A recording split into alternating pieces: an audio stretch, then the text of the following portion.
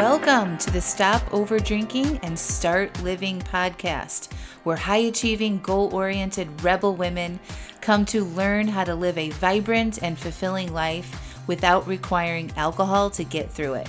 No labels, no judgments, no saying you'll never drink again. Just real proven methods to help you stop rebelling against yourself with alcohol so you can drink less and do more. I'm your host, Angela Mascenik. Let's dig in.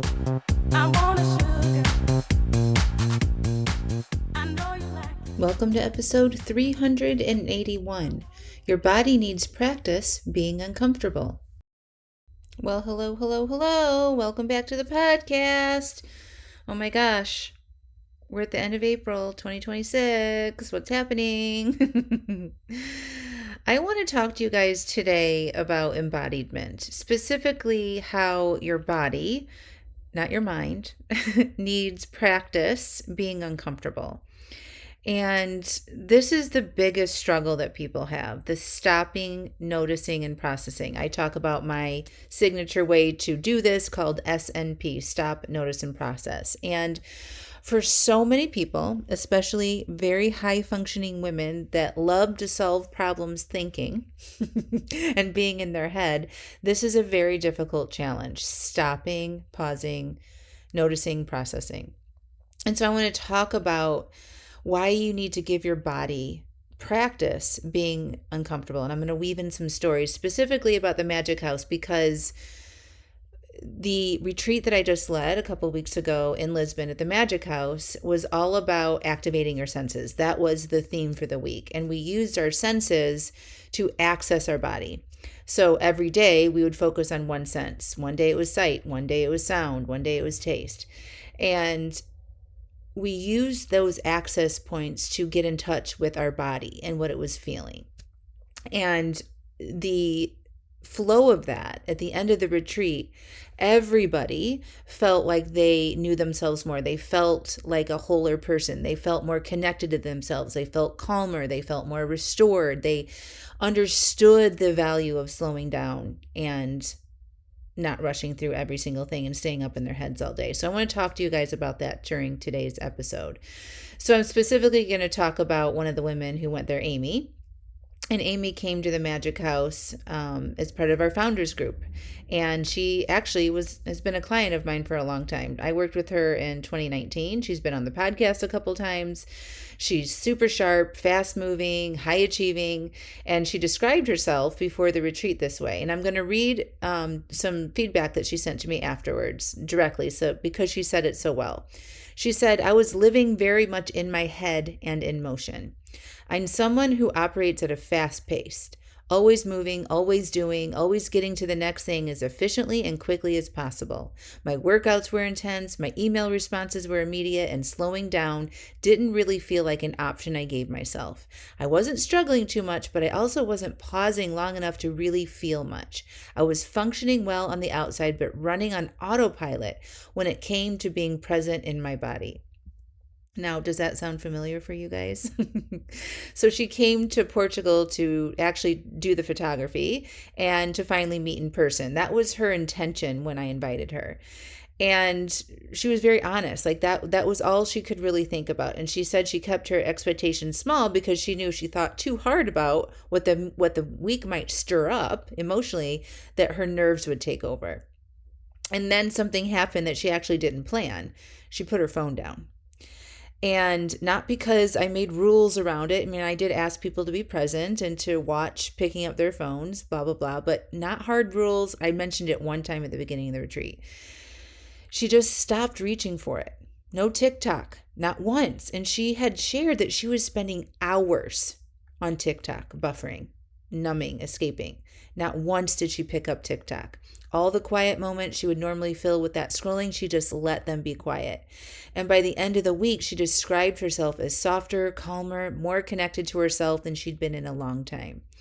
And that's what I want to talk about, because what happened to Amy isn't magic. It's actually biology. And I want you to come to Lisbon, because I think immersing yourself in this, where you have this all set up for you and you don't have to think about anything else, is a wonderful experience. But you don't have to fly to Lisbon to experience what I'm talking about right now. So this is the thing about discomfort. Your body hates it. And it's not because there's something wrong with you or you don't have discipline or you're lazy. It's because your nervous system is extraordinarily good at its actual job, which is to keep you safe. Okay, so remember our primal system: avoiding pain, seeking pleasure, saving energy.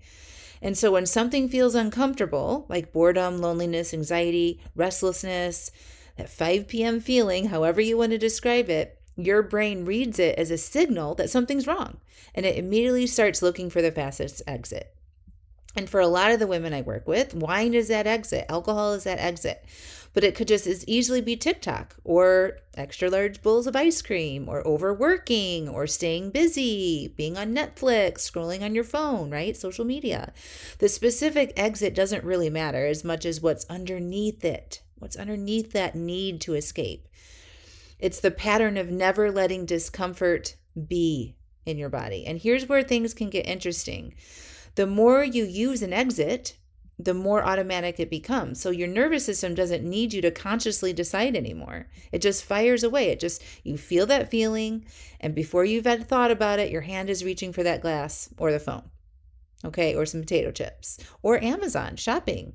Okay, this is not a problem with you individually. It's just a very worn neural pathway.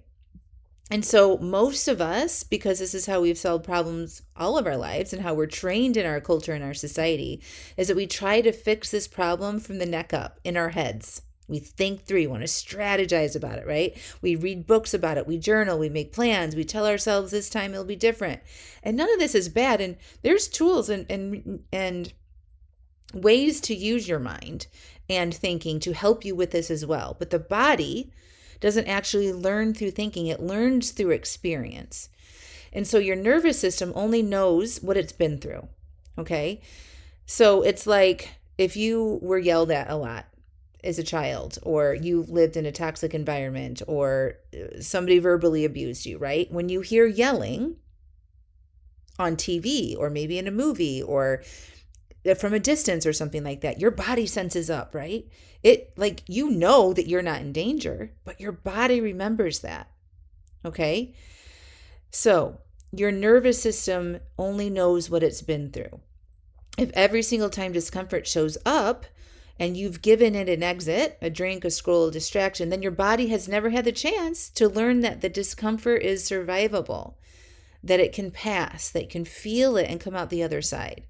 So this is what I mean when I say your body needs practice being uncomfortable. And we actually said this on the retreat. We're like, taking care of yourself feels good. And then there's two Amy's on the retreat. And the other Amy and I both at the same time said, it's not a punishment. So it's not a punishment of letting yourself and your body feel uncomfortable. It's not white knuckling through things. It's a practice. It's intentional. It's gentle. It's repetitive. The same way you'd build any other physical skill. So every time you sit with a feeling instead of escaping it, you're making a deposit. I love thinking about this. Like years ago, my husband and I went to a therapist, and she said, you guys have to make deposits into your emotions with each other. Like, do something nice for that person. There's a deposit, right? And so like when things get tough, you can call on those deposits, right?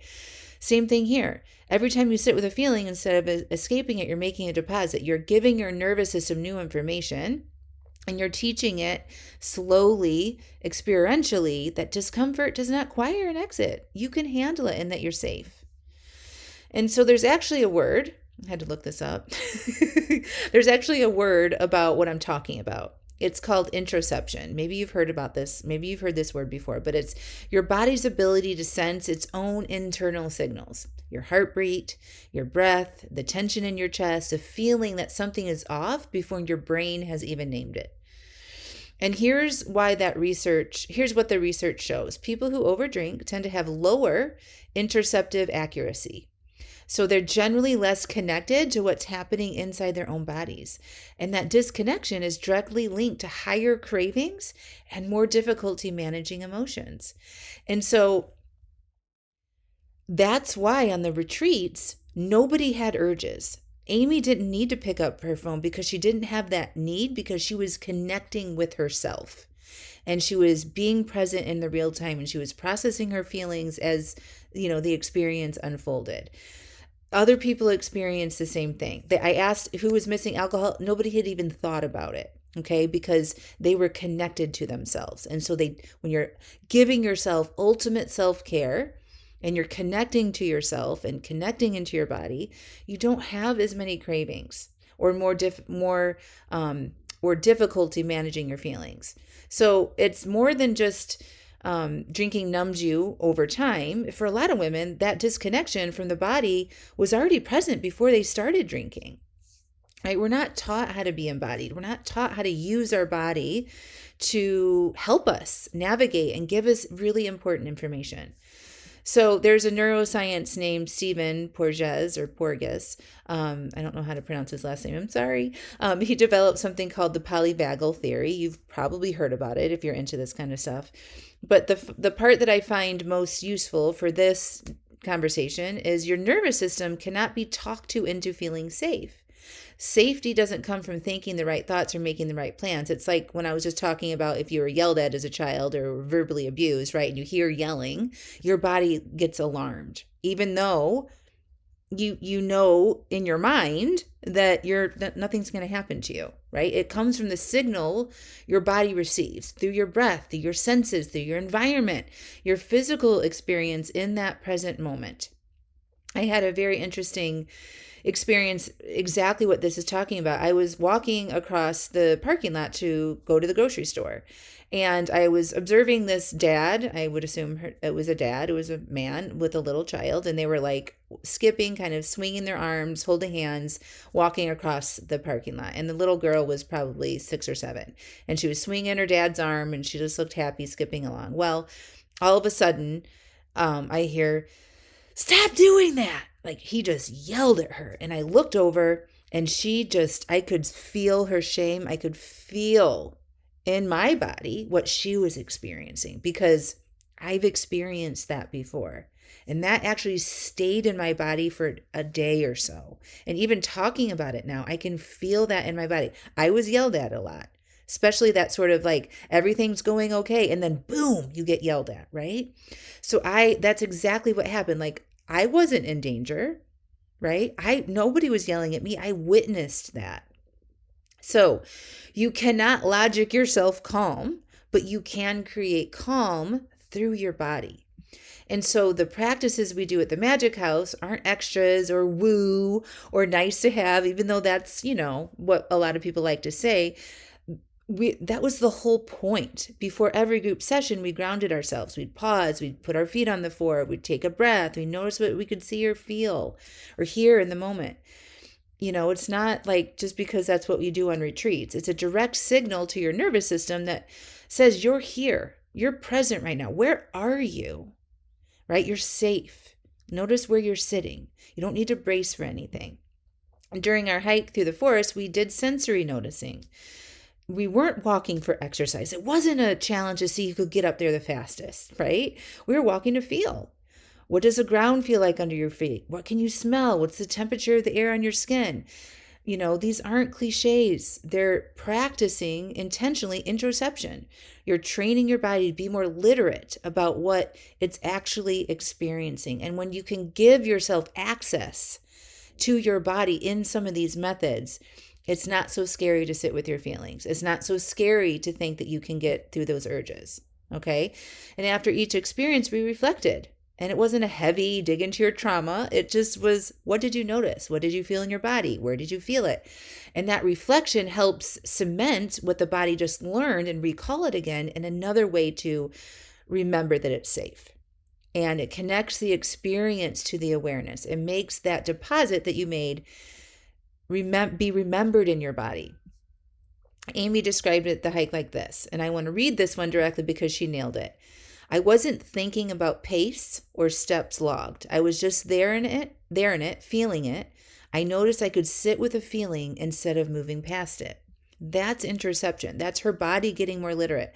And that's what literacy is, making the automatic reach for the phone or the glass start to lose its grip naturally, without force, without feeling like a punishment. So this is where practices like yoga and breath work and mindfulness and forest bathing and sound healing come in. People think that these things are about relaxation, and they are, but that's not really the point. The point is you feel relaxed when you do them because you're not fucking numbing out and escaping and thinking up in your head about all the problems, right?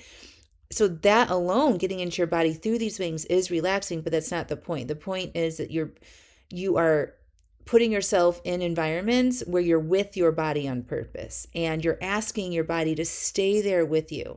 So yoga holds you in an uncomfortable position, potentially, depending on what that is for you, and asks you to just to breathe through that urge to break out of the position. Breathworks creates sensations in the body deliberately. It might be a little intense that you practice moving through that with your breath instead of away from it, right? Sound healing bypasses the thinking brain entirely. You can't logic your way through that. The sound actually just connects with your body. You can only be in it. Forest bathing slows your nervous system down through the senses. You're present without having an agenda, without productivity. And mindfulness trains you to notice what's happening in the body without immediately reacting to it.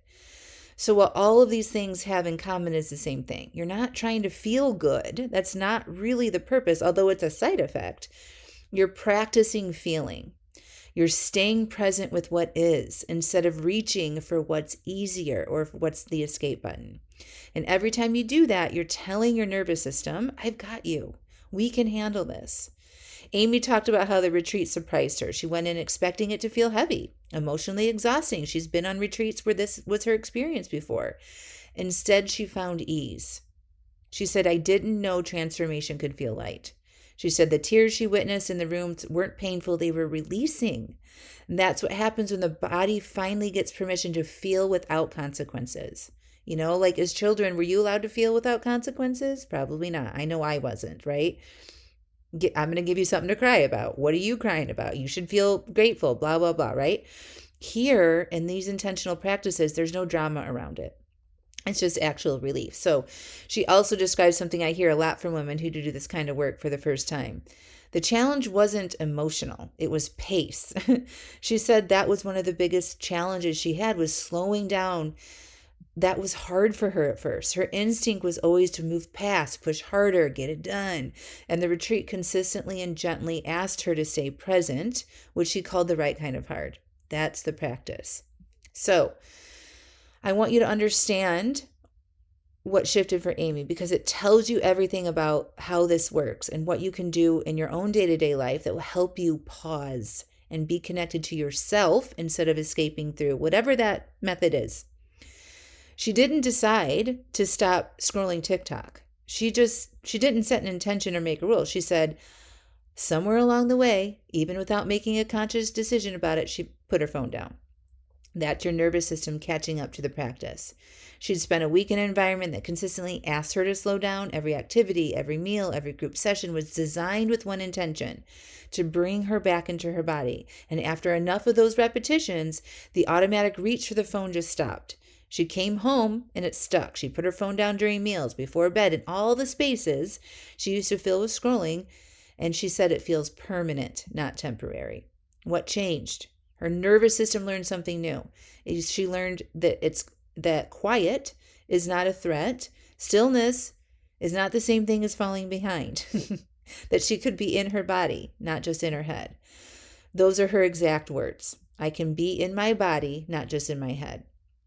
So, again, you don't need a retreat to start. I run retreats. I have for years. I created this beautiful retreat center in Lisbon, Portugal. Obviously, I think y'all need to come. And if you haven't signed up and you're on the fence, you're literally missing out on what you could have. But these retreats are powerful.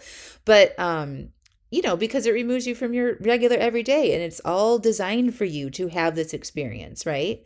And we don't have that spaciousness in our home lives, but you don't need to get on a plane to begin. Okay. The practice of building discomfort tolerance starts with small moments. And I want to give you something concrete that you can try today because the stuff we did at the Magic House, you can do this anywhere you are. So before your next difficult moment, maybe the 5 p.m. craving, the stressful email, the feeling you can't name, try this first. Pause. Feel your feet on the floor. Take one slow breath in and make the exhale longer than the inhale. Then name 5 things you can see. 4 you can physically feel. 3 you can hear. And that's it. That's it. That's the grounding practice. You just sent a safety signal to your nervous system. Or go outside without your phone. Not for a workout, just to feel with your body. Notice the temperature. Notice what you can smell. Notice the sound of your footsteps. Stay there for 10 minutes and resist the urge to make it productive.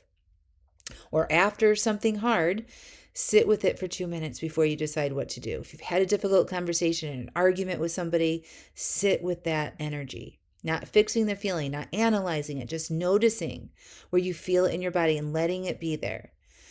So none of this is dramatic, and it shouldn't be, right? It should feel easy. That's the point. So when your body needs is repetition, not intensity. Small deposits over and over again. Each one teaches your nervous system something new. Each one expands your capacity to be with what is. And over time, and not all at once, not on a schedule, but over time, the automatic reach starts to slow down. The gap between the feeling and the reaction gets a little wider. You have more choice, right? More agency, more of yourself. So that's what we're building towards. It's not willpower. It's not rules. It's not white knuckling through the hard moments. It's a body that trusts itself to handle what comes.